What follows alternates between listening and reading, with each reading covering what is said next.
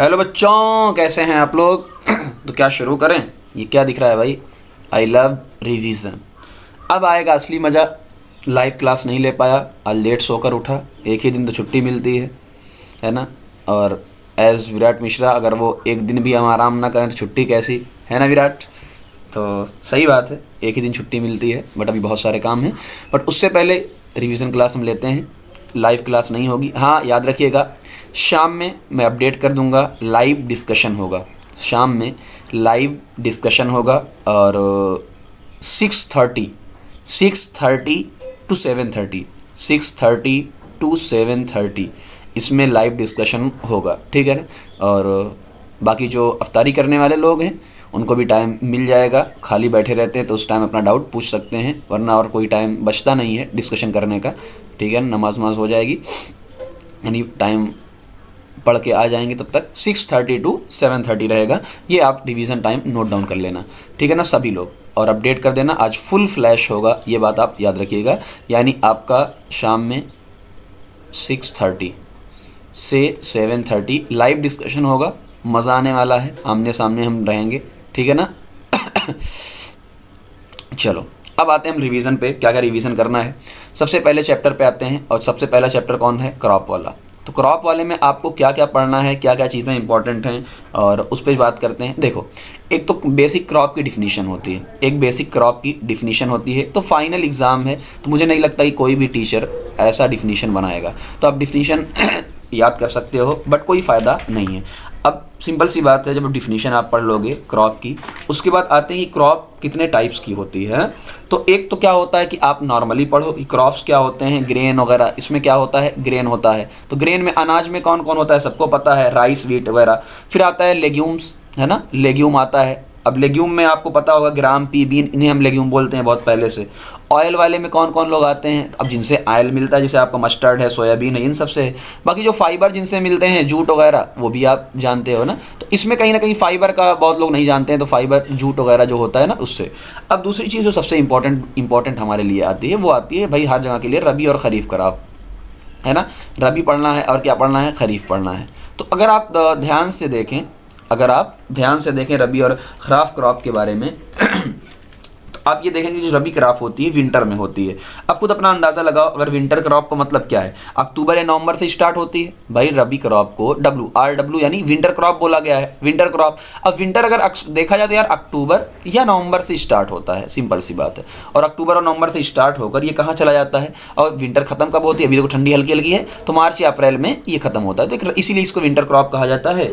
और एग्जाम्पल क्या क्या आपका है? वही जो व्हीट, ग्राम, पी, मोटैटो है ना, जो भी एग्जाम्पल। तो एग्जाम्पल आप इसको याद रखिएगा।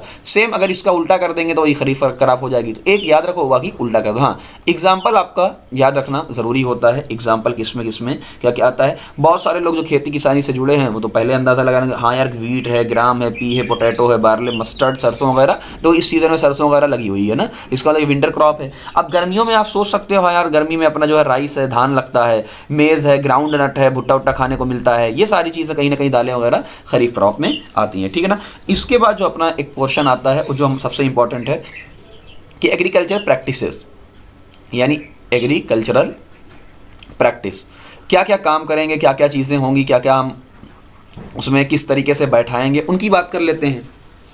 तो उसमें आपको स्टेप याद रखने होते हैं। अच्छा, स्टेप में भी क्या है ना कि जो स्टेप आप याद रखेंगे, 7 स्टेप है, वो लाइन बाय लाइन याद रखेंगे। ऐसा नहीं होगा जुताई उताई बाद में करेंगे, ऐसा नहीं। सबसे पहले क्या करोगे? सही सी बात है, आप प्रिपरेशन करोगे कि मिट्टी कैसी है, उसको प्रिपेयर किया। अब प्रिपेयर करने के बाद आप क्या करोगे? सीड को डालोगे। ऐसा तो नहीं होगा ना कि मतलब पहले सीड डाल दिया फिर जोतना शुरू कर दिया। हो सकता है कई सारी क्रॉप में हो। नॉर्मली पहले प्रिपेयर करेंगे मिट्टी वगैरह, जो खेत वगैरह अच्छे से, उसके बाद उसमें सीड डालेंगे। सीड डालने के बाद हम क्या डालते हैं? सिंपल सी बात, सीड डालने के बाद फर्टिलाइज़र या मैन्योर डालते हैं। उसके बाद क्या करते हैं? पानी देते हैं। जाहिर से बिना पानी तो होगा नहीं, इरिगेशन करते हैं। अब इरिगेशन जब कर लिया तो इरिगेशन के बाद क्या करते हैं हम लोग? वीडिंग। यानी अब भाई जब जैसे ही पानी मिलेगा तो फिर क्या होगा? खरपतवार भी बढ़ेंगे। अब खरपतवार को हटाना है तो उसको क्या करेंगे? वीडिंग करेंगे। वीडिंग करने के बाद हम क्या करेंगे? हार्वेस्टिंग करेंगे, यानी कटैया करेंगे। अब आपने काट दिया, हार्वेस्ट कर दिया। अब हार्वेस्ट करने के बाद छोड़ तो देंगे नहीं वहाँ पे, तो स्टोर करेंगे। क्या करेंगे? स्टोर। तो कहीं ना कहीं आपको ये पूरा एक लाइन बाय लाइन याद होनी चाहिए। एक दो इधर उधर हो जाए कोई, लेकिन लाइन बाय लाइन याद नहीं। और सबके अपने अपने क्या फ़ायदे हैं उसको याद करना चाहिए, ठीक है ना? ओके, सबको याद होगा कि अपने अपने क्या क्या फ़ायदे हैं ना। जैसे इस प्रिपरेशन में क्या होगा, प्लफिंग वगैरह जो भी है, सीड क्या होगा, सीडिंग में जो आप सीड कैसा बैठाएंगे, फर्टिलाइज़र या मेन्योर अपने आप में इंपॉर्टेंट हो जाती है कि फर्टिलाइज़र और मेन्योर का क्या फ़ायदा है, क्या नुकसान है, कौन किसके एग्जाम्पल में आता है, वो कहीं ना कहीं आप पढ़ के ज़रूर जाएंगे। इरीगेशन में कौन कौन सिस्टम अब यूज़ हो रहे हैं, कौन कौन पुराने यूज़ हो रहे हैं, वीडिंग किसके किसके थ्रू किया जाता है, इसमें सबसे मेन आ जाता है 2,4-D आ जाता है, 2,4-D आ जाता है ना, ये अपना केमिकल्स होता है। हार्वेस्टिंग में क्या क्या यूज़ करेंगे, हार्वेस्टर यूज़ करेंगे, विनोइंग यूज़ जो भी चीज़ विनो करेंगे, थ्रेशिंग करेंगे, स्टोर का बहुत ज़्यादा वो है नहीं बट देना स्टार। तो इसमें कहीं ना कहीं प्रिपरेशन का फ़ायदा क्या है, वो सीड तो ठीक है लेकिन फर्टिलाइज़र और मेन्योर ये बहुत इंपॉर्टेंट बन जाता है, ठीक है, फर्टिलाइज़र और मेन्योर। तो इस चैप्टर में मुझे लगता है कि इससे ज़्यादा आपको पढ़ने की कोई ज़रूरत है नहीं। हाँ, जिस पे स्टार है फर्टिलाइज़र और मेन्योर बहुत ध्यान आपको देना है, ठीक है। आओ आगे आते हैं। उसके बाद आपका जो चैप्टर है, उसके बाद कौन सा चैप्टर आ रहा है, फर्टिलाइज़र, मेटल नॉन मेटल वाला चैप्टर, ठीक। आइए 1 मिनट वेट करिए, चैप्टर भी क्लियर कर लूँ कौन कौन सा चैप्टर है, नहीं तो पता चला कुछ और पढ़ा दिया तो भी दिक्कत हो जाएगी। चलो अब आते हैं हम लोग सेकंड चैप्टर पे। और सेकंड चैप्टर अपना कैसा है, चेंज कर लूँ, ठीक।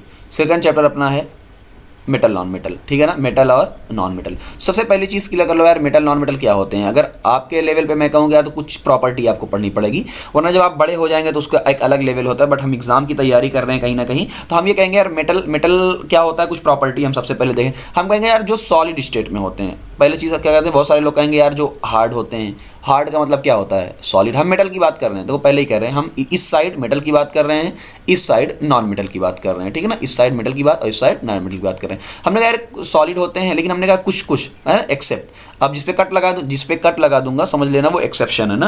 मैंने कहा यार जो मेटल होते हैं, हार्ड होते हैं, सॉलिड होते हैं, लेकिन आपने कहा सर हमने Hg देखा है, Hg मतलब मरकरी तो यार जो डॉक्टर यूज़ करते हैं पारा वो नहीं होता है, तो एक्सेप्शन में आ गया। तो मरकरी आपको याद नॉर्मली रखना है, बहुत ज़्यादा अगर आप याद रख सकते हैं तो गैलियम कोई भी याद रख सकते हैं, गैलियम। फिर हमने कहा सर जो नॉन मेटल होता है वो कैसा होता है, तो हमने कहा यार सॉलिड भी होता है और लिक्विड भी होता है और गैस होता है। बट इसमें भी आपको स्पेशल क्या याद रखना है कि जो ब्रोमीन होता है, ब्रोमीन ब्रोमीन वो लिक्विड होता है। तो ये दो कहीं ना कहीं बहुत इंपॉर्टेंट पॉइंट बन जाते हैं, एक ब्रोमीन वाला, एक मरकरी। अच्छा इसमें क्या कैसे याद रहेगा कि यार कौन पॉइंट इंपॉर्टेंट है, तो हम सिंपल सी बात कहेंगे कि देखो जो भी अपने जगह से हटा है, जो भी अपने जगह से हटा है वो इंपॉर्टेंट है। जैसे मेटल सॉलिड होते हैं बट मरकरी नहीं है, तो कहीं ना कहीं एक इंपॉर्टेंट पार्ट बन जाता है। क्वेश्चन अक्सर यहीं से टीचर का जो मन होता है पूछता है, बाकी मेरे मन की बात तो आप लोग जानते हैं कि जो तुम सोचोगे वो पूछेंगे नहीं नॉर्मली, है ना। चलो फिर आते हैं, चलो एक पॉइंट आपकी जो बुक ने लिखा है उसकी हम बात कर लेते हैं, लस्टर, चमक। तो हमने कहा यार देखो अक्सर सोना होता है, चांदी होता है, ये सारे लोग क्या होते हैं, चमकते हैं। क्या होते हैं बेटा, ये सारे के सारे लोग चमकते हैं। बट नॉन मेटल में ऐसा नहीं होता है, नॉन मेटल में चमक जो है, नॉन मेटल में नहीं होती चमक। लेकिन कुछ लोग ऐसे होते हैं, कौन लोग होते हैं, आयोडीन, आई मतलब आयोडीन और ग्रेफाइट। माना गया कि भाई ये लोग क्या होते हैं, चमकीले होते हैं। क्या होते हैं, चमकीले होते हैं, ठीक। ये कहीं ना कहीं कहानी आप इसको याद रखिए। 1 मिनट यार क्या हो रहा है तमाशा। ओके 1 मिनट देख लो शो हो रहा है कि नहीं भैया, पता चला शो ही ना हो। 1 मिनट,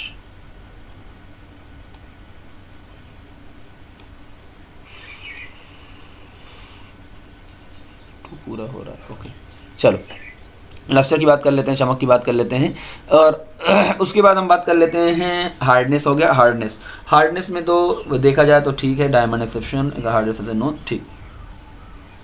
हाँ हार्डनेस वाले में भी एक बात कर लेते हैं कि जो मेटल होते हैं वो हार्ड होते हैं, ठीक है ना, हार्ड। तो यहाँ पे हार्ड वाला पॉइंट काट देता हूँ मैं, यहाँ पे हार्ड वाला पॉइंट काट देता हूँ।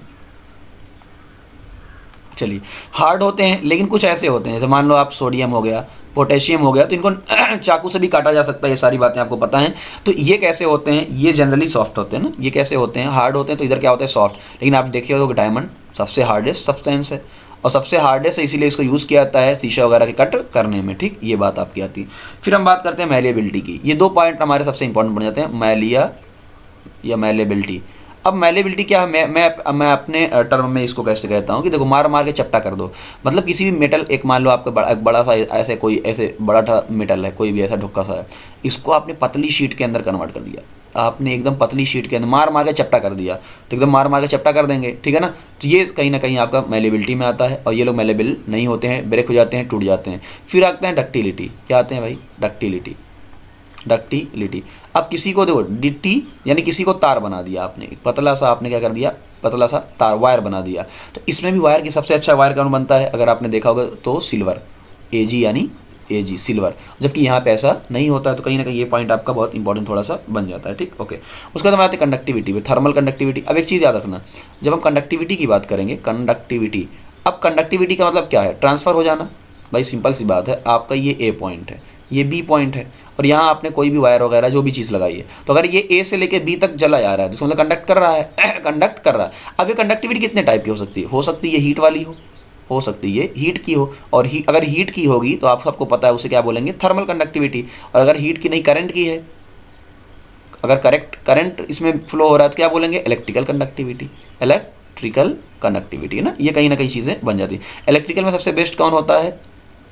अरे सॉरी एक मिनट, ये हाँ पॉइंट मेरे, एजी सिल्वर होता है, लेकिन मैंने यहाँ थोड़ा सा कन्फ्यूज, एजी में एयू कर लो इसको देखो यहाँ पे क्या है? एयू, गोल्ड, यानी डक्टिलिटी सबसे ज़्यादा तार किसका सबसे आसानी से बनाया सकता है? गोल्ड का। तो एयू है ना, तो इसको ये गोल्ड ही लिख लो ना, एजी एयू में थोड़ा सा एयू है ना। और यहाँ पे क्या होता है? एजी यानी सिल्वर, है ना। लेकिन हम कौन सा यूज़ करते हैं? मैंने कई बार बताया आपको, कॉपर वायर यूज़ करते हैं, सस्ता होता है वह। चलो ये कहीं ना कहीं आप ध्यान दे सकते हैं। और इसमें क्या होता है कंडक्टिविटी में? ये कंडक्ट नहीं कराते हैं, ये कंडक्ट नहीं कराते हैं, लेकिन ग्रेफाइट, जब आप ग्रेफाइट पढ़ेंगे, अच्छा ग्रेफाइट क्या होता है अगर बहुत सारे लोगों के दिमाग में आ रहा हो तो मैं बता दूं। देखो कार्बन होते हैं, कार्बन में कई सारे फॉर्म दुनिया में पाए जाते हैं नेचर में, जिसमें एक आपका ग्रेफाइट होता है, एक क्या होता है? डायमंड होता है। अलग से नहीं होते, कार्बन के पार्ट हैं, यानी कार्बन से ही ये बनते हैं। और एक आपका फुलरेंस यानी C60 जिसे बोला जाता है। ये 3 होते हैं, तो आपको ये याद रखना है। ग्रेफाइट में क्या होता है? फ्री इलेक्ट्रॉन होते हैं, आप आके जाके पढ़ोगे, जिसके अंदर फ्री इलेक्ट्रॉन होते हैं वो कंडक्ट करता है। इलेक्ट्रॉन तो होते ही भाई, सबके पास होते हैं, बट हम फ्री इलेक्ट्रॉन की बात कर रहे हैं, ठीक है। चलो बाकी सोनोरिटी, लास्ट पॉइंट आता है आपका सोनोरिटी। कौन सा पार्ट आता है? सोनोरिटी।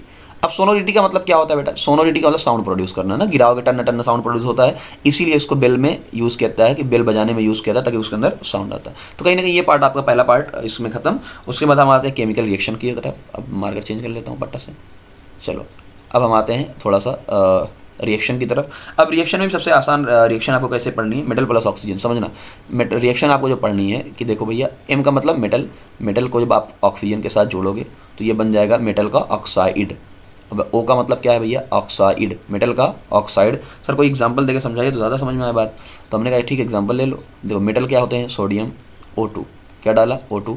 अब सिंपल सी बात है भाई, देखो NaO, यही बनेगा ना मेटल ऑक्साइड। अब ध्यान से बैलेंस करना, देखो ऑक्सीजन पे -2 होता है, इस पर क्या होता है? +1 होता है। इसका मतलब मुझे इसे 2 करना पड़ेगा, तो Na2O। एक और एग्जांपल सर दे दीजिए। हमने कहा चलो ले लो Mg + O2। अब पहले लिख लो कि सर यहाँ पे क्या होता है? Mg होता है, यहाँ पे थोड़ा स्पेस दो, यहाँ O होता है। सर यहाँ पे -2 होता है, Mg पर +2 होता है, तो -2 + 2 बैलेंस है, मतलब MgO बनेगा। सिंपल सी बात, ये आपका कहीं ना कहीं हो गया।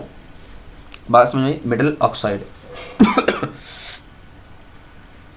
अब ध्यान क्या देना, देखो बेटा कि जो मेटल होता है, बहुत ध्यान से देखो इस बात को। यहाँ पे एक पॉइंट जो आपका ऐड होता है, वो पॉइंट ये है कि आपका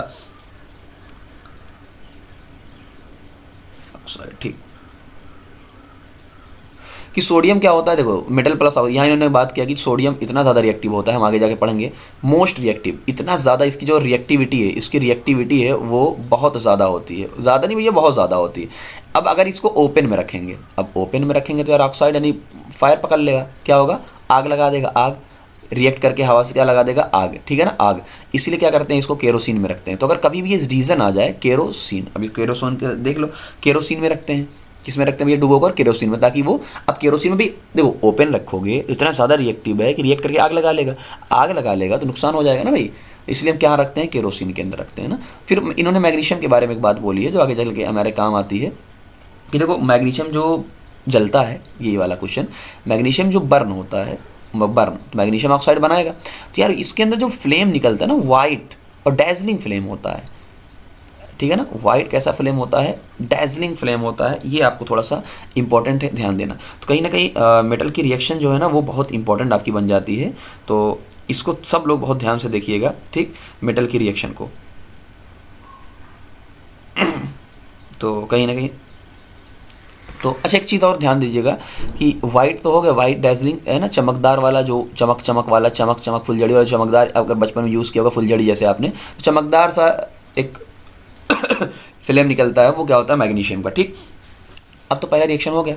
अब दूसरे रिएक्शन की बात कर लेते हैं, नॉन मेटल कि सर नॉन मेटल जो होता है उसकी बात कर लीजिए। तो नॉन मेटल अगर ऑक्सीजन के साथ रिएक्ट करेगा तब क्या होगा भाई, सिंपल सी बात है, अगर नॉन मेटल ऑक्सीजन के साथ रिएक्ट करेगा तो नॉन मेटल का ऑक्साइड बनाएगा। कैसा बनाएगा, नॉन मेटल का ऑक्साइड बनाएगा। इसमें क्या बात है, सिंपल सी बात है। सर एग्जाम्पल देखो, कार्बन प्लस O2, कार्बन एक नॉन मेटल है ना, तो carbon plus O2 CO2, simple सी बात है यार। उसमें क्या है, sulphur CO2, sulphur plus O2 SO2, देखो SO2 है ना। ये सारी चीज़ें कहीं ना कहीं आप याद रखिएगा।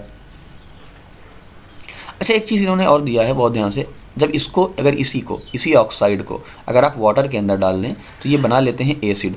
ये क्या बना लेते हैं, एसिड। जैसे देखो अगर मैंने एग्जांपल ध्यान दिया हो, इससे बनता है H2CO3 ये वाला एसिड, इससे बनता है H2SO3 ना, फिर सल्फ्यूरिक एसिड वगैरह बन जाता है। थोड़ा थोड़ा अगर आप ध्यान दे देंगे तो काम हो जाएगा। ओके चलिए, तो कहीं ना कहीं ये बात आपकी हो गई है। ठीक है, चलो अब आते हैं हम लोग थोड़ा सा अगली बात पे, और रिएक्शन विद एसिड की बात कर लेते हैं कि एसिड के साथ मेटल कैसे रिएक्ट करता है। तो हमने कहा सर देखिए, और metal plus acid, metal plus acid.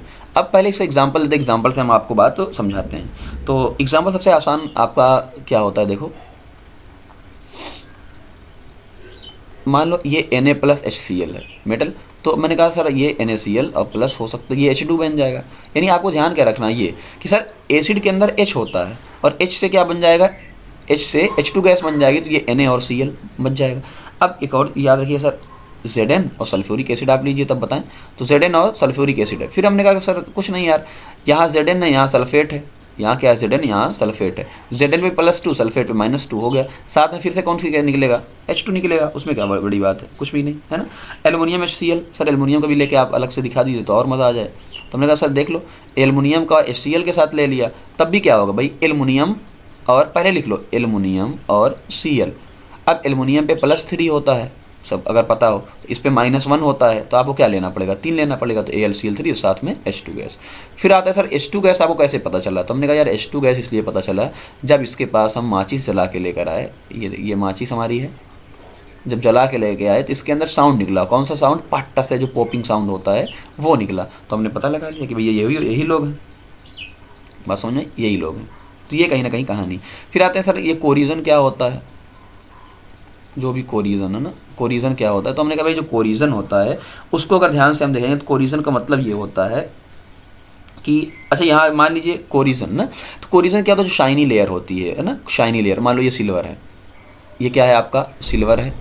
अब सिल्वर एटमॉस्फेयर से रिएक्ट करता है, और एटमॉस्फेयर में यार सल्फर गैस होती है, क्या होती है, सल्फर, तो ये बना लेता है Ag2S। बात कर रहा हूँ, तो इसका कलर क्या हो जाता है, चेंज हो जाता है, यानी चमकीलापन कम हो जाता है। ऐसे ही कॉपर होता है, कॉपर का जो ब्राउन कलर होता है, बाद में कॉपर का जो CO2 से रिएक्ट करके कार्बोनेट बन जाता है, ग्रीन कलर का बन जाता है, कॉपर कार्बोनेट ग्रीन कलर का बन जाता है, उसकी शाइनिंग खत्म हो गई। ऐसे आयरन की देखो, आयरन के अंदर मॉइस्चर हो जाता है, तो क्या होता है, H2O, इसको मॉइस्चर मिल जाता है, ऑक्सीजन मिल जाता है, तो अगर ध्यान दो Fe2O3 बन जाता है, .X2O। ये इससे क्या कहलाता है, यही कहलाता है आपका रस्ट। तो शाइनिंग, यही सारी चीज़ें क्या कहलाती हैं, रस्ट कहलाती हैं। बस इतनी सी बात है। फिर आते हैं हम लोग सबसे इम्पॉर्टेंट अपने कहीं ना कहीं वो उसकी बात कर लेते हैं, और डिस्प्लेसमेंट की बात कर लेते हैं। किसकी बात करते हैं, डिस्प्लेसमेंट की बात करते हैं। सिंपल सी बात है ना, किसकी बात करते हैं, डिस्प्लेसमेंट की बात कर लेते हैं। अब सिंपल सी बात है, देखो यार ये ऐसे समझ लो कि देखो ये एक मोटा ताज़ा आदमी है, ये एक मोटा ताज़ा आदमी है, और एक जो है पतला दुबलू सा आदमी है। क्या है, पतला दुबलू सा आदमी है, और इसके हाथ में कुछ खाने पीने वाला है। इसके हाथ में देखो ये बढ़िया वाला कुछ खाने पीने वाला जलेबी लग रही है ना, जलेबी है। तो सिंपल सी बात होगी यार, जब इसके साथ आपस में दोनों भिड़ेंगे तो ये जो मोटू होगा, ये जो मोटू होगा है ना, वो क्या करेगा, जलेबी छोड़ लेगा। ये जो मोटू होगा वो जलेबी छोड़ लेगा, सिंपल सी बात है। और ये जो छोटू होगा पैं पैं पैं पैं रोता हुआ निकल लेगा, है ना, सिंपल सी बात है ये। तो अब हम आते हैं कि यार मोटू छोटू कैसे, इसका मतलब क्या, सिंपल समझो। इसका मतलब ये है कि सर क्या कहना चाहते हैं आप। मैंने कहा बेटा यार देखो, मैंने लिया बढ़िया वाले मेटल, एलुमिनियम लिया, जिंक लिया, सोडियम लिया, Fe लिया, ये लिया। अब सर यहाँ क्या लेंगे, तो मैंने कहा यहाँ पे मैंने कुछ नहीं लिया, बस मैंने देखो ये कॉपर सल्फेट लिया, तो सल्फेट रोटी है कॉपर। अब कॉपर ठहरा बेचारा छोटा मोटा आदमी और ये बड़ा आदमी, तो अब बताओ कॉपर निकल लेगा रोते हुए, कॉपर निकल लेगा रोते हुए, और यहाँ पे क्या आ जाएंगे, चाहे एल्युमिनियम आप ले लो, चाहे जिंक ले लो, चाहे Fe ले लो, इनके सल्फेट आ जाएंगे, है ना। तो देखो डिस्प्लेस यानी हटा दिया, डिस्प्लेस कर दिया, तो मोटू ने छोटू को हटा दिया और जलेबी खुद खा गया। तो ये कहीं ना कहीं आप चीज़ों को पढ़ सकते हैं, ये वाला चैप्टर इतना आपके काम का है। ठीक है ना। चलो अब आते हैं हम लोग, कौन सा चैप्टर है, कंबस्शन। किस चैप्टर की तरफ चलते हैं बेटा, कंबस्शन चैप्टर की तरफ चलते हैं। जला दो, ठीक है ना, कंबस्शन। तो कंबस्शन का मतलब क्या होता है भाई, आग लगाना या फायर प्रोड्यूस करना, यही क्या होता है, कंबस्शन होता है पहली चीज़। लेकिन ज़रूरी ये होती है क्या आग कैसे लगेगी, तो हमने कहा सर एक काम करते हैं, सबसे पहले आपको यार कोई लकड़ी या कोई भी ऐसी चीज़ फ्यूल लेना पड़ेगा।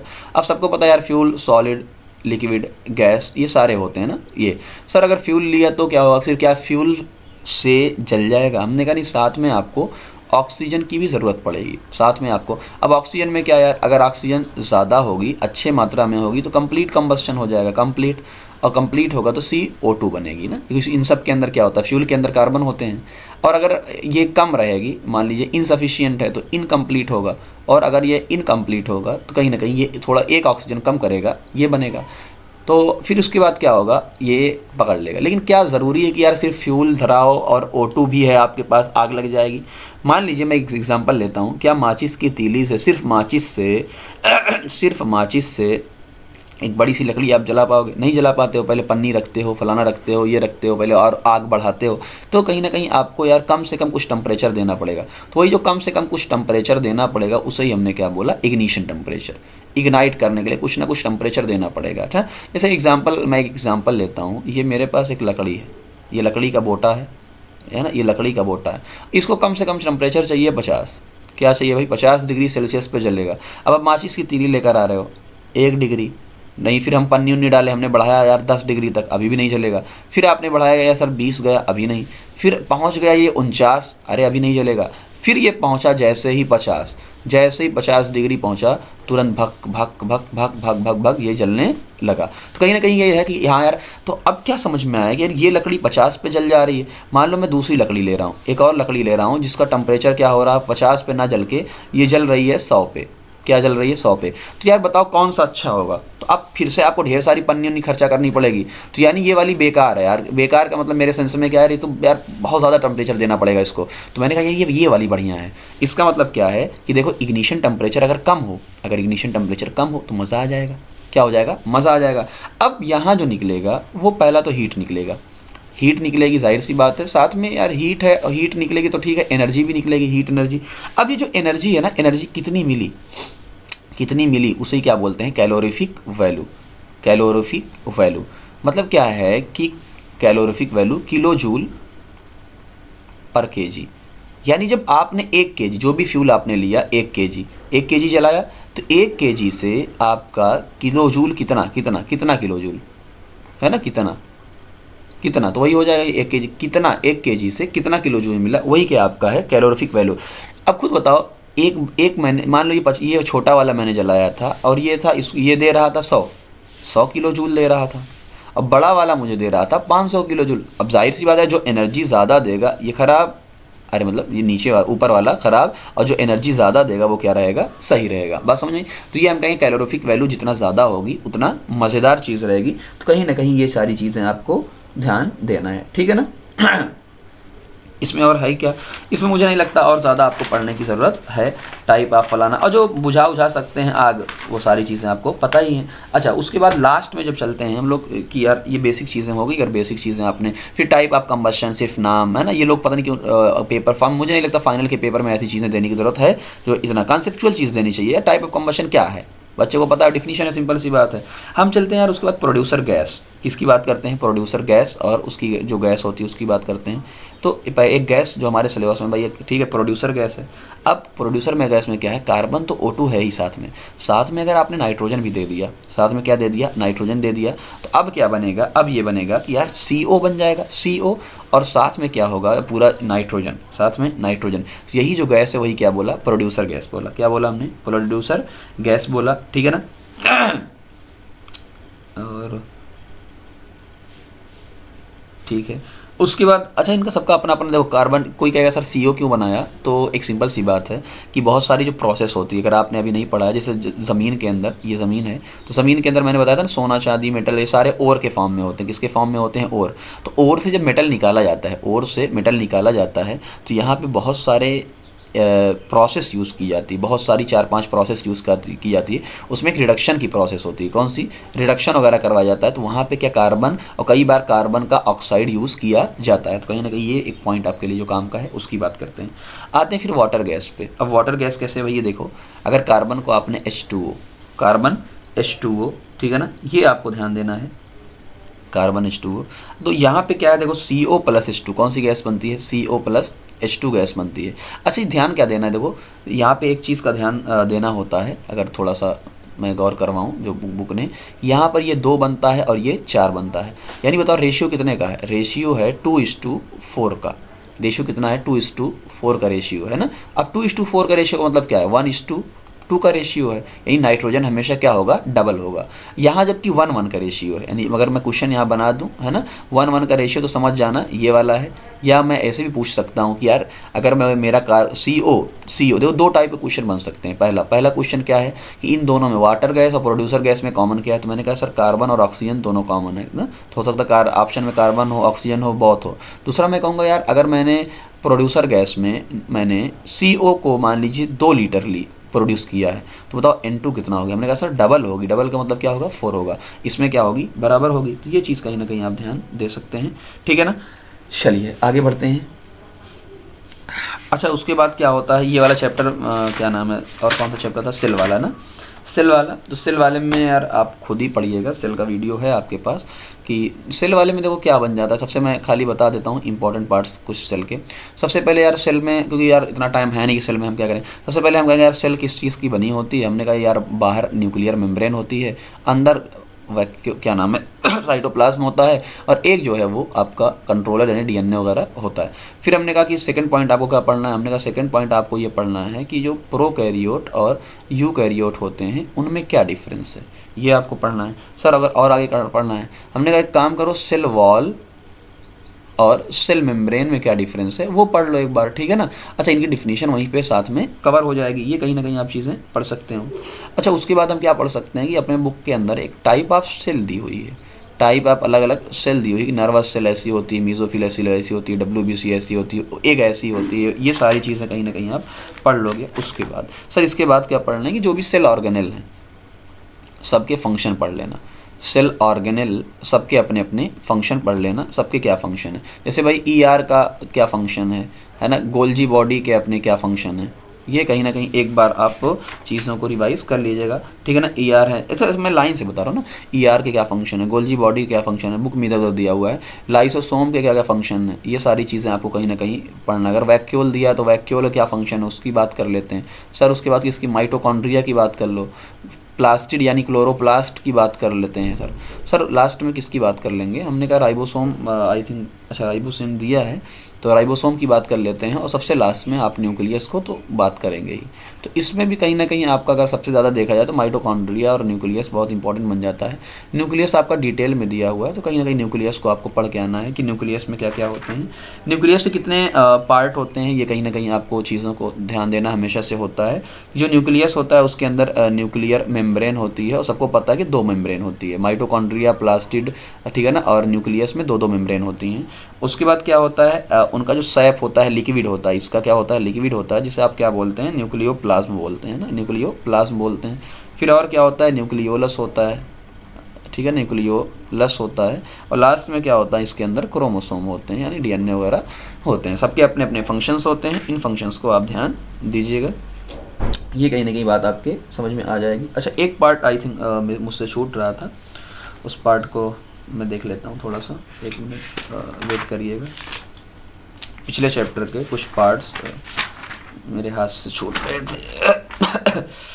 असल में क्या आज लेट उठा हूँ ना, तो थोड़ा सा दिमाग इधर उधर। चलो अच्छा, हाँ क्या छूट रहा था उसकी बात कर लेते हैं, फिर हम ये चैप्टर हम लोग कंप्लीट ही है, इससे ज़्यादा आपको नहीं पढ़ना है।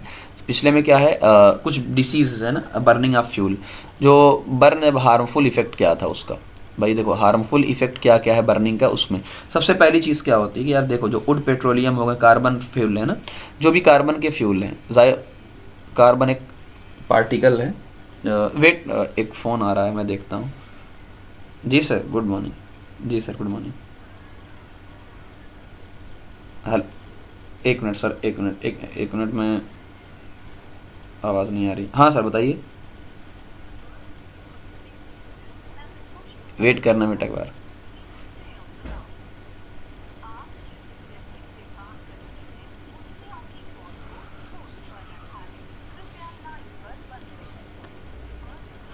तब तक मैं लिखता हूँ यहाँ पे।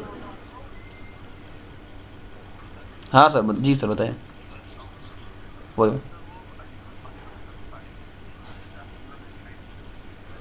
हाँ हाँ हाँ हाँ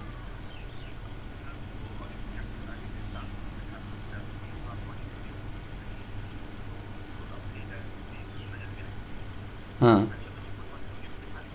हाँ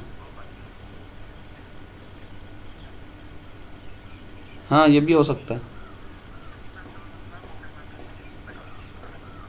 नहीं तो वो नहीं सुनिए, वायदा कॉल चाहे जो, अगर मैंने सोच लिया है तो अगर इन केस, क्योंकि हम नकल नहीं होने, क्योंकि बहुत ज़बरदस्त नकल होती है।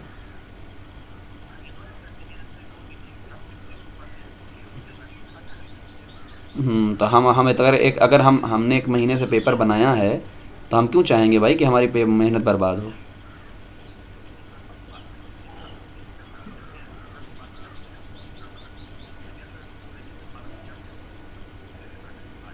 हम्म। हाँ। हम्म। हम्म। नहीं तो यार, अच्छा एक बात आप बताएं यार, हर बात कैसे मान लें जो चीज़ अगर लॉजिक के खिलाफ हो।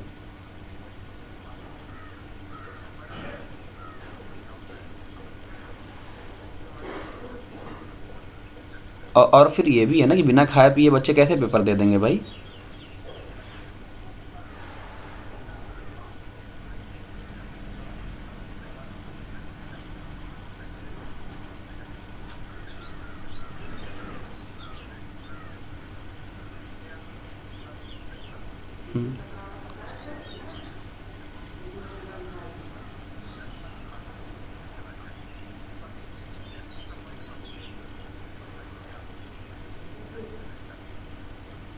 यार ये चीज़। हाँ। और फिर ये भी है ना, अगर पेपर 7 का क्लास में होगा तो बाकी जो 6 के बच्चे हैं, 8 के बच्चे को क्या करेंगे बताएं।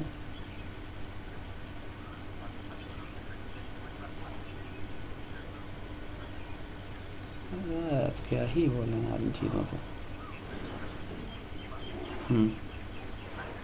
नहीं तो भाई, कल कल कल जो भी चीज़ें होंगी तो हम पहले ही बोल देंगे ना, कल जाके, और हम जाके ऑफिस में सीधा बोलेंगे ना कि ऐसी सी बात, तो हम इसलिए सिर्फ साइंस के पेपर में करवा रहे हैं, वरना हम पेपर चेंज करवा देंगे कि हम अगर एक महीने से बनाए हैं मेहनत करके, तो हम क्यों चाहेंगे भाई ऐसा हो।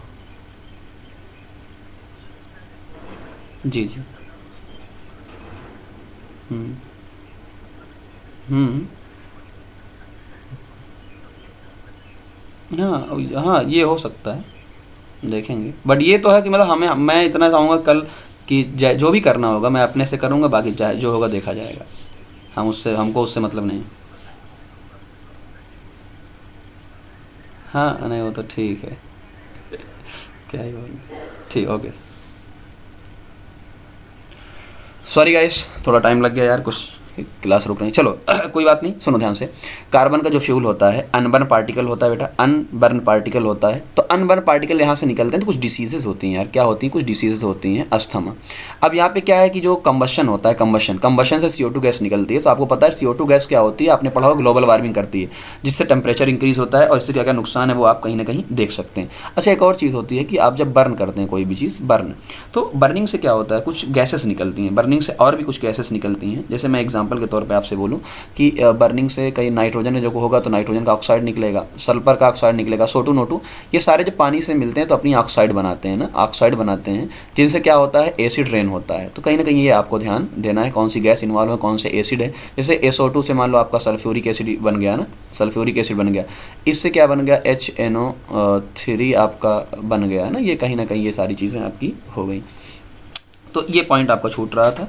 और अब कौन सा चैप्टर आपका बचा हुआ है, न्यूक्लियर, ये वाला पूरा पार्ट हो गया, ठीक है।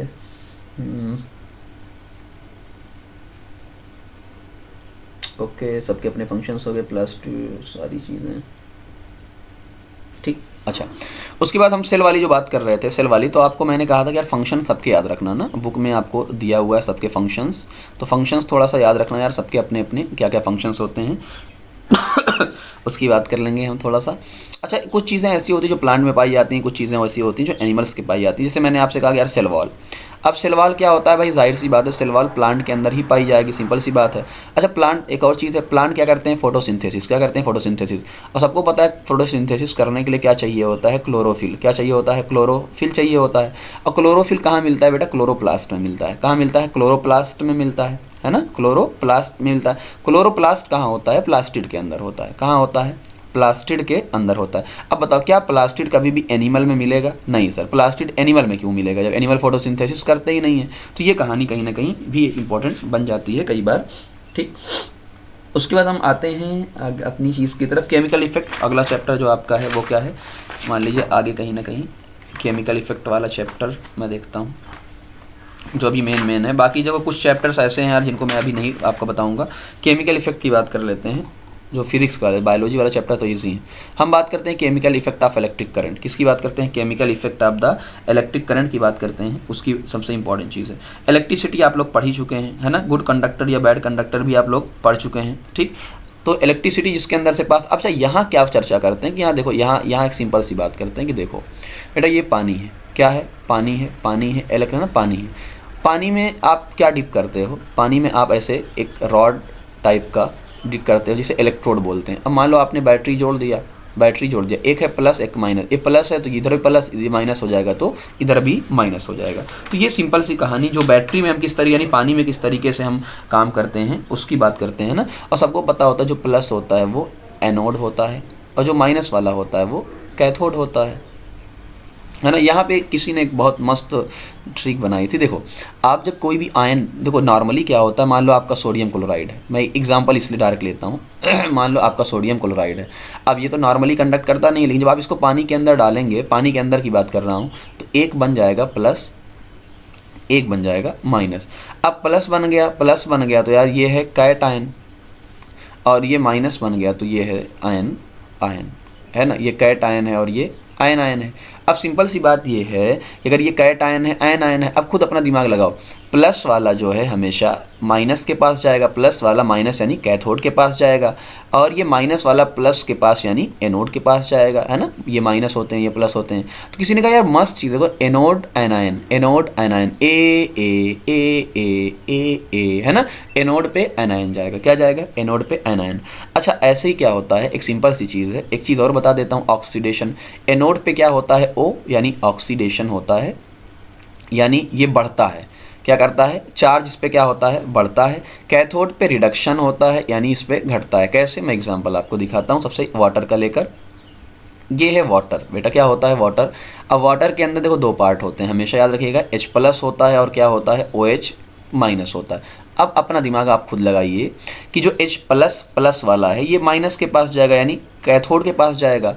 OH- वाला है तो ये प्लस के पास यानी एनोड के पास जाएगा। अब बताओ, एनोड पे ऑक्सीडेशन होता है, और कैसे, OH- के अंदर है तो इससे बन जाता है O2, क्या बन जाता है, OH से सीधा O2 बन जाता है, और साथ में H+ का रिडक्शन होता है, कैथोड पे रिडक्शन होता है तो क्या बन जाता है, H2 गैस बन जाती है। कैसी बनती है, H2 गैस बन जाती है। तो ये कहीं ना कहीं आपको चाहे इधर लिख लो चाहे उधर लिख लो, तो कहीं ना कहीं ये आपको ध्यान रखने वाली बात है कि इसमें क्या होता है। फिर इसमें बात आता है कि सर बैलेंसिंग क्या, आपने कुछ बैलेंसिंग वगैरह के बारे में बताया था, उस पर देख ली। देखो यहाँ पे कितने हाइड्रोजन है बेटा, 2 हाइड्रोजन है, यहाँ पे 2 हाइड्रोजन है, यहाँ पे ऑक्सीजन 1 है, यहाँ पे ऑक्सीजन 2 है, यहाँ पे कितने, देखो यहाँ पे 2 ऑक्सीजन है, यहाँ पे 1 है, तो आपने क्या किया, यहाँ डबल से मल्टीप्लाई किया, यहाँ डबल, तो फिर वही रेशियो कितना आया, 1:2, 1:2। यानी अगर मैं ऑक्सीजन को 1 किलो लेंगे तो इसको 2 किलो लिया, मैं बात कर रहा हूँ है ना।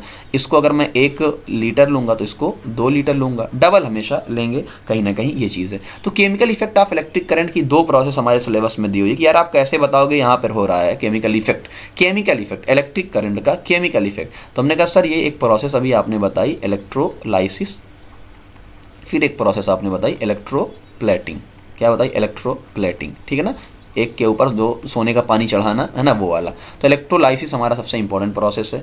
अब बात ये आती है यार कौन लोग पानी में कंडक्ट करेंगे और कौन लोग कंडक्ट नहीं करेंगे। तो हमने एक सिंपल सी बात बताई, जो आयन होंगे, जिनके अंदर आयन होंगे वो कंडक्ट करा देंगे। अब जैसे भैया एसिड, तो एसिड के अंदर एक H+ होता है और दूसरा जो भी होगा माइनस होगा। बेस के अंदर आपको पता है कि भैया बेस के अंदर यार OH- आयन आ ही गया।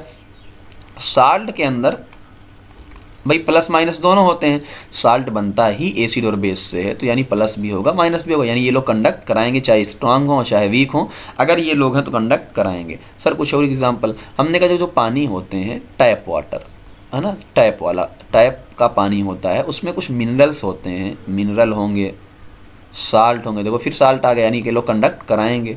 बार एसिड रेन वाला, जो रेन का वाटर है इसमें भी कुछ होंगे तो ये भी कंडक्ट कराएंगे। नींबू पानी है ना, सिरका, जो भी एसिड होते कराएंगे। जो प्योर वाटर होगा, प्योर वाटर, अब प्योर वाटर में तो नहीं होता है, अब प्योर वाटर में अगर नहीं होगा तो ये लोग कंडक्ट नहीं कराएंगे, सिंपल सी बात है। तो इतनी ही चीज़ें आपको पढ़नी होती हैं इस चीज़ के अंदर ठीक है ना। अब उसके बाद आते हैं लाइट वाले चैप्टर के ऊपर। किस चैप्टर के ऊपर, लाइट वाले चैप्टर के ऊपर। अब देखो लाइट वाले चैप्टर के ऊपर आते हैं, सबसे पहली चीज़ आती है, यहाँ सबसे पहली चीज़ मैं आपको बताता हूँ। ये देखो, ये मान लो एयर है, एक मस्त क्वेश्चन बन सकता है, और ये क्या है आपका वाटर है। अब लाइट यहाँ से आ रही है, यहाँ से देखो लाइट आई, तो इसको क्या हमने बोला, इंसिडेंट रे। अब एक दिमाग लगाएंगे यार, हमको क्या चैप्टर में पढ़ना है, रिफ्लेक्शन। ये रिफ्लेक्शन का मतलब क्या है, हमें लाइट को एयर से एयर में ले जाना है, हमको लाइट को एयर से एयर में ले जाना है, लेकिन नीचे तो वाटर है, तो अगर वाटर में नहीं जाने देना है तो इसका मतलब क्या है, हम यहाँ पे सिल्वरिंग कर देंगे। क्या कर देंगे, सिल्वरिंग कर देंगे, यानी पॉलिश। क्या कर देंगे, पॉलिश। तो अगर आप पॉलिश कर दे रहे हो तो लाइट दूसरे मीडियम में कभी भी जा नहीं पाएगी, है ना। इसीलिए तो यार देखो, ये जो मिरर वगैरह होते हैं, इधर क्या होता है, पॉलिश, कॉनकेव मिरर, ठीक है ना, और आपका इधर पॉलिश, कौन सा मिरर हो गया आपका, कॉन्वेक्स मिरर, और ये आपका प्लेन मिरर।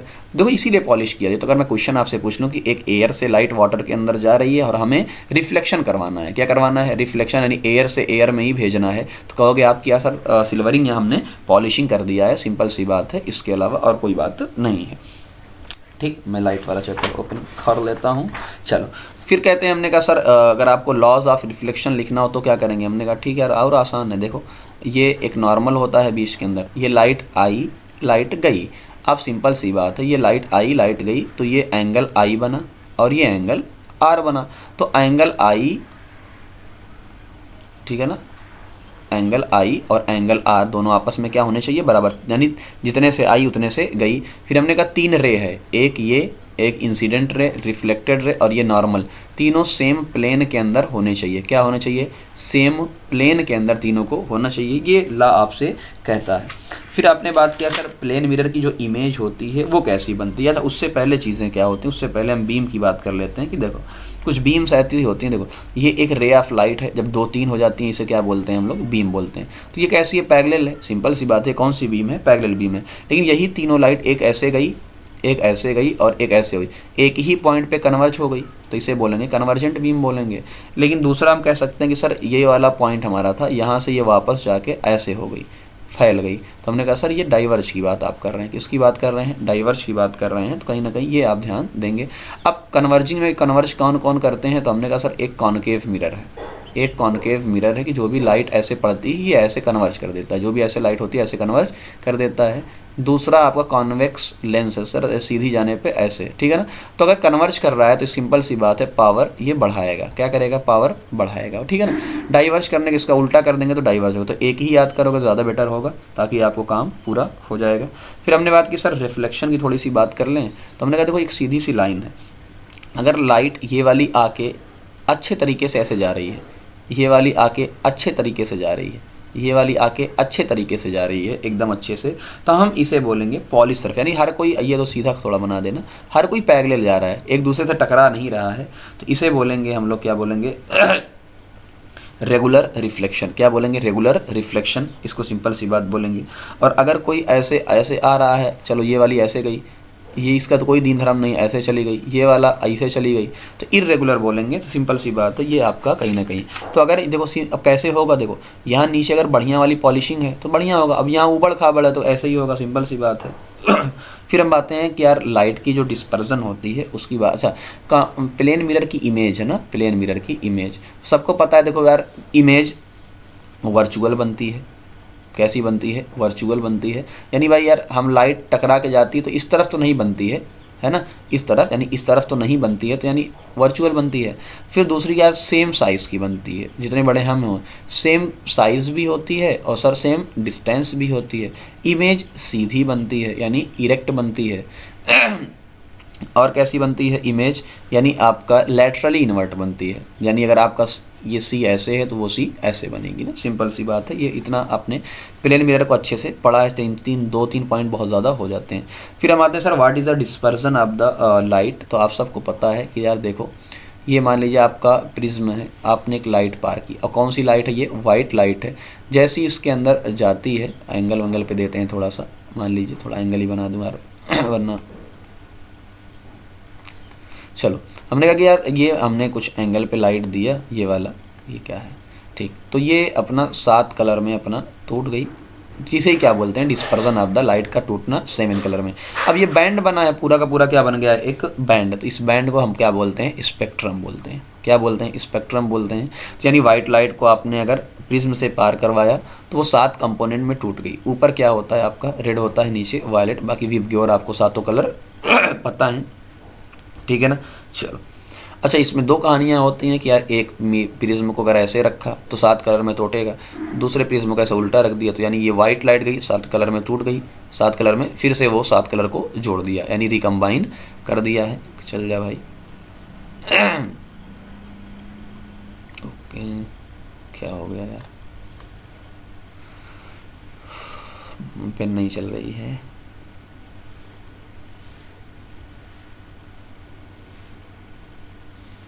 एक मिनट भाई, 1 मिनट वेट करिए जस्ट।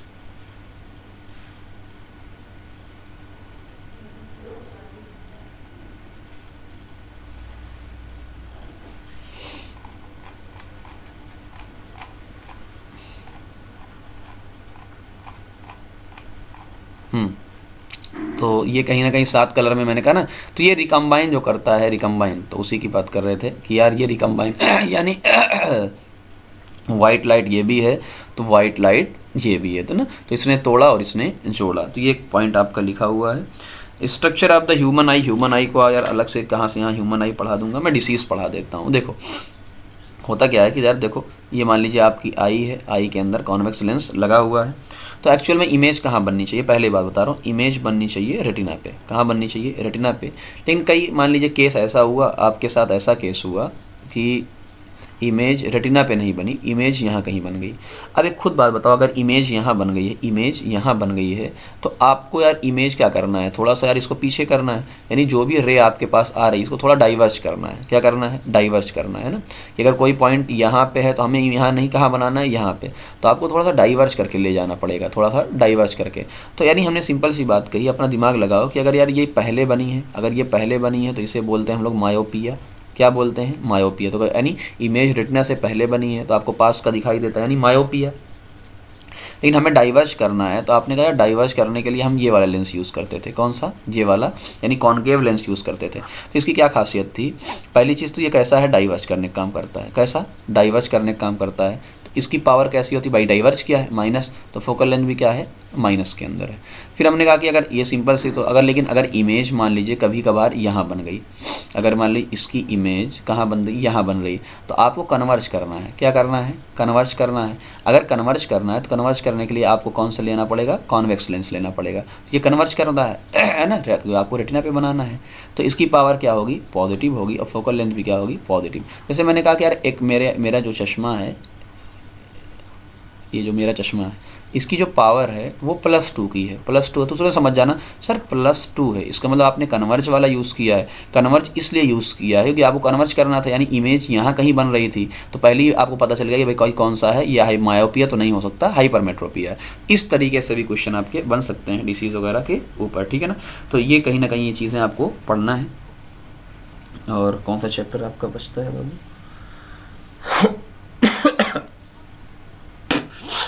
उसके बाद एडोलसेंस और प्यूबर्टी वाला चैप्टर बनता है, तो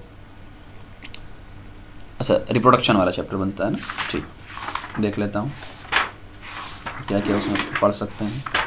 साउंड वाला भी अभी बचा है। चलो रिप्रोडक्शन वाले चैप्टर की बात करते हैं। रिप्रोडक्शन तो क्या क्या इंपॉर्टेंट है, बाकी चीज़ें उसके बारे में बात कर लेते हैं। देखो रिप्रोडक्शन में सबसे पहली चीज़ जो आपके लिए इंपॉर्टेंट है वो आर्गन्स, कि मेल रिप्रोडक्टिव सिस्टम में कौन कौन से आर्गन्स हैं, सिस्टम में आर्गन कौन से हैं, फीमेल में आपके क्या क्या पार्ट्स हैं, मेल और फीमेल के, है ना, मेल और फीमेल के, वो आपको कहीं ना कहीं पढ़ने हैं, ये हर किसी को पता है, ठीक, मेल और फीमेल को। सेकंड चीज़ आती है कि यार अगर जो स्पर्म ये मान लो ओवम है, यहाँ से आके स्पर्म फर्टिलाइज ये हो गया ना, तो फर्टिलाइजेशन बोलेंगे, तो फर्टिलाइजेशन वाला भी टॉपिक आपको अच्छे से पढ़ना कि फर्टिलाइजेशन क्या होता है। अब दूसरी चीज़ ये होती है यार कि फर्टिलाइजेशन बना, जाइगोट बना, ये सारी चीज़ें बची, तो इसमें फर्टिलाइजेशन में कुछ टर्म आती है, जो इंटरनल फर्टिलाइजेशन यानी जो अंदर हो रहा है, एक्सटर्नल फर्टिलाइजेशन यानी जो बाहर जो फ्रॉग वगैरह के अंदर होता है ना, ये सारी चीज़ें इनको पढ़ना है। फिर हम आते हैं यार फर्टिलाइजेशन के बाद क्या क्या चेंजेस आते हैं। फर्टिलाइजेशन के बाद सबसे मेन चीज़ क्या होता है, डेवलपमेंट जो एम्ब्रियो होता है, फिर क्या क्या चेंजेस आते हैं फीमेल के अंदर, उनको पढ़ना थोड़ा सा ज़्यादा इंपॉर्टेंट है ना। चेंजेस, अगर एक फर्टिलाइज हुआ तो क्या होगा, एक फर्टिलाइज नहीं हुआ तो क्या होगा। और जो ये सारी कहानी होती है ना बेटा, ये सारी जो कहानी होती है फीमेल के अंदर होती है, यूटेरस के अंदर होती है, और यूटेरस की लाइनिंग होती है ना। फिर यहाँ पे आपको थोड़ा सा मेंस्ट्रुअल साइकिल के बारे में भी एक दिमाग हो सकता है आगे वाले चैप्टर में आए, उसमें हम बात कर लेंगे। फिर आता है एक ओवी पेरस ना, ओवी देखो ओ गोल गोल अंडा, तो जो भी अंडा देते हैं उन्हें क्या बोलते हैं, ओवी पेरस, और जो क्या होते हैं वीवी पेरस, यानी जो सीधा बच्चे पैदा करते हैं वो वीवी पेरस होते हैं ना। बाकी फ्रॉग वाला अगर आप किसी को ध्यान हो तो आप फ्रॉग के बारे में हमेशा के लिए, ये फ्रॉग में क्या होता है, तो फ्रॉग का एग बनता है, तो डायरेक्ट एग से बच्चा नहीं होता है, एग से क्या बनता है, टैडपोल, तो उसने अंडा दिया तो टैडपोल बना। अब टैडपोल से क्या बनते हैं, लार्वा, लार्वा से किस में जाता है, एडल्ट के अंदर जाता है, यानी जो एग होता है वो किस में कन्वर्ट होता है, टैडपोल के। पेंसिल नहीं चल रही है तो मैं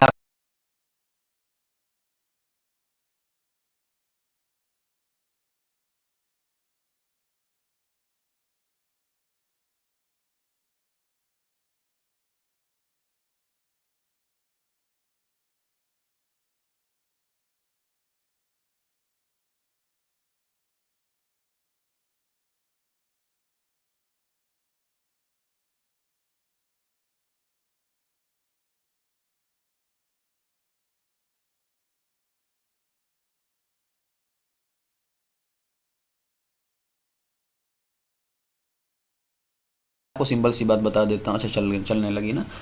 ए सेक्सुअल रिप्रोडक्शन अगर आपको कभी पढ़ना है, ए सेक्सुअल में ओनली एग्जाम्पल, ए सेक्सुअल में सिर्फ आपको एग्जाम्पल पढ़ने होते हैं। बडिंग के क्या एग्जाम्पल हैं आपके सामने, जो है अमीबा, अमीबा वाला ज़रूर याद रखिएगा, बाइनरी फिजर के क्या एग्जाम्पल हैं, ये सारी चीज़ें आपको पढ़ने वाली होती हैं, ठीक है ना। एडोलसेंस की बात कर लेते हैं, चैप्टर एडोलसेंस।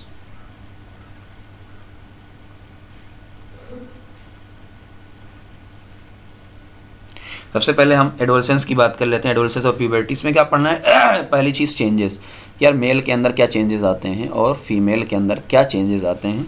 ये बात हर किसी को पता भी है, बट ये चीज़ थोड़ा सा आप अच्छे से याद रख लीजिएगा, है ना, कहीं ना कहीं ये बहुत इंपॉर्टेंट। और हमारे सबसे इंपॉर्टेंट पार्ट आते हैं एंडोक्राइन सिस्टम। किसकी बात करते हैं, एंडोक्राइन या सिस्टम, यानी हार्मोन की बात कर लेते हैं। और हार्मोन में भी सबसे ज़्यादा क्या इंपॉर्टेंट होता है उसकी बात करते हैं। सबसे ज़्यादा इंपॉर्टेंट हमारा पिट्यूटरी है, क्या है, पिट्यूटरी, और पिट्यूटरी से भी कौन से हार्मोन निकलते हैं, ग्रोथ हार्मोन, इसकी बात हम सबसे ज़्यादा करते हैं। उसके बाद हम बात करते हैं थायराइड थायराइड, और थायराइड से क्या निकलता है, थायरोक्सिन, उसकी बात कर लेते हैं हम, सबसे इंपॉर्टेंट है। उसके बाद हम करते हैं जो किडनी के ऊपर होती है एड्रीनल ग्लैंड, जिससे एड्रीनल कॉर्टेक्स मेडुला जो भी एड्रीनल हार्मोन निकलता है, जिससे इमरजेंसी यानी एड्रेनलिन या एपिनेफ्रिन हार्मोन निकलता है। ये सबसे हमारे लिए इम्पॉर्टेंट बात होती है जो हमें पढ़ना होता है। और लास्ट में आता है चौथा पैनक्रियाज। पैनक्रियाज से एंजाइम हार्मोन दोनों निकलते हैं, और पैनक्रियाज में सबसे मेन क्या हो जाता है यहाँ यार ये इंसुलिन निकलवाता है। क्या निकलवाता है, इंसुलिन निकलवाता है। ये हमारे लिए सबसे काम की चीज़ है। लास्ट में चलते हैं, और सबसे लास्ट में आपका चैप्टर आता है साउंड का। कौन सा आता है, साउंड का चैप्टर आता है। तो आपको साउंड में फ़िलहाल क्या पढ़ना है, अगर आपको बहुत कम समय में बताऊं आपको क्या पढ़ना है। आपको सबसे पहले साउंड के अंदर आपको पढ़ना है लैम्डा क्या होता है, फ्रीक्वेंसी। तो हमने कहा कि सर देखिए बहुत आसान चीज़ है। एक ये देखिए ये एक चक्कर हुआ, तो एक चक्कर की जो पूरी लेंथ है वही क्या है, आपका लैम्डा है। फिर मैंने कहा फ्रीक्वेंसी क्या है, आपने कहा कि सर एक सेकंड में कितना चक्कर लगाया वो फ्रीक्वेंसी है। फिर मैंने कहा टाइम पीरियड क्या है, सर यही जो आपका लैम्डा है उसी में जो टाइम लगा वो क्या है, टाइम पीरियड है। अब इसमें ध्यान देने वाली बात क्या है कि देखो, अगर ये लैम्डा है, ये पूरा लैम्डा है, तो ये लैम्डा का आधा होगा, और आधे का आधा क्या होगा, आधे का आधा लैम्डा बाई 4, तो टाइम भी क्या हो जाएगा, t/4। यहाँ भी आधा है तो t/2 हो जाएगा। यहाँ कितना है, यहाँ 3 वाला हो जाएगा, 3 λ/4। इस तरीके से पूरी कहीं ना कहीं कहानी आपकी चलती है। अच्छा, यहाँ एक और ग्राफ आपको बहुत अच्छा, ये जो ऊंचाई है उसे क्या बोलते हैं हम लोग, एम्पलीट्यूड। देखो एक ही ग्राफ के अंदर सब आ गया। यहाँ पे ना पिछली बार मैंने क्वेश्चन दिया था कि यार एक ऐसा ग्राफ बताओ जहाँ आपको एम्पलीट्यूड सेम रखना हो, फ्रीक्वेंसी चेंज करना है। तो देखो पहली चीज़ ये आपका एम्पलीट्यूड है, यानी एम्पलीट्यूड की हाइट मत चेंज करो। यानी मैंने कहा कि यार इतने ही टाइम में मैंने देखो ऐसे इतना ऊंचा लिया, लेकिन मैंने क्या किया, एक चक्कर के बजाय मैंने यहाँ पे 2 चक्कर लिया। अब बताओ, एम्पलीट्यूड तो मैंने मान लो उतना ही रखा, हाइट उतनी ही रखी, लेकिन यहाँ पे जितने में वो 1 चक्कर लगाया था उसने 2 चक्कर लगा लिया। आपने कहा नहीं, आपका फ्रीक्वेंसी सेम रखनी है लेकिन एम्पलीट्यूड चेंज करो। तो मैंने क्या किया, देखो फ्रीक्वेंसी को एम्पलीट्यूड अब क्या कर दिया, एक ही चक्कर लगवाया लेकिन एम्पलीट्यूड अब कम कर दिया। तो एक डिफरेंट टाइप है, कहीं ना कहीं यहाँ पे ग्राफ पूछे जा सकते हैं। लास्ट ईयर मैंने पूछे थे, तो कहीं ना कहीं एक इंपॉर्टेंट पार्ट आपकी तरफ बन जाता है। फिर आगे चलते हैं कि सर और क्वेश्चन बताइए। तो हमने कहा यार सबसे मेन चीज़ ये होती है कि यार साउंड डिपेंड कैसे करता है। साउंड सॉलिड पे, लिक्विड में, गैस में डिपेंड। सॉलिड में ज़्यादा, फिर लिक्विड में, और फिर सबसे कम किस में होता है, गैस में, यानी एयर के अंदर होता है। ये सब आपको याद रखना। फिर सर ह्यूमिडिटी का असर पड़ता है, सर टेम्परेचर का असर पड़ता है। ये सारी चीज़ें कहीं ना कहीं आप पढ़िएगा। तो ये पूरा का पूरा जो आपका चैप्टर था, ये सारा का सारा चैप्टर आपका ख़त्म हो चुका है। इतना ही आपको रिवीजन करना था। अब आप सब कमेंट में ज़रूर बताइएगा। सबसे पहली चीज़ ये करिएगा क्या, लाइक और शेयर जरूर करिएगा। जिसने सब्सक्राइब नहीं किया, अगर हम इतनी मेहनत करते हैं और आप ऐसा नहीं करेंगे तो बड़ा नुकसान हो जाता है, इसलिए आप ये चीज़ ज़रूर करिएगा। वीडियो आपका जा रहा है, लाइव डिस्कशन शाम में होगा।